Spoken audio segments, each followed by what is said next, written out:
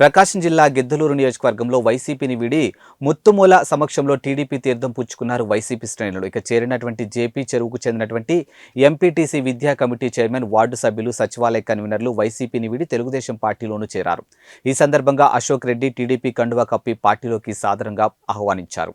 ఇక వైసీపీ నిరంకుశ పాలన స్వంత పార్టీ నేతలే వ్యతిరేకిస్తూ టీడీపీకి మద్దతుగా నిలుస్తున్నారని, రాబోయే ఎన్నికల్లో గిద్దలూరు నియోజకవర్గంలో వైసీపీ గల్లంతవటం ఖాయమని, తెలుగుదేశం విజయం తథ్యమని అన్నారు.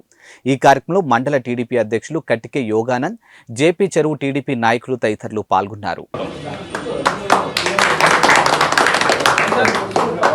వార్డు సభ్యులు సోదరుడు షేక్ బాషా గారికి స్వాగతం, సుస్వాగతం.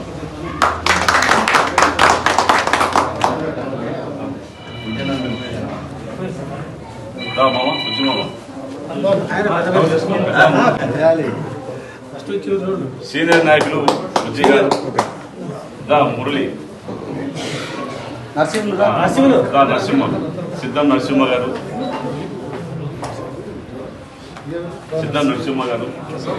కనుమలపూడి శ్రీనివాసులు గారు,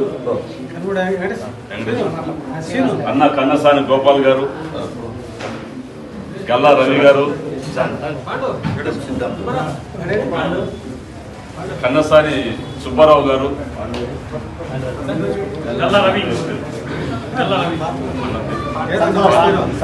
సంకుల పాండు గారు, సుబ్బారావు గారు, శేఖర్ గారు, సుబ్బారావు, రామరెడ్డి గారు,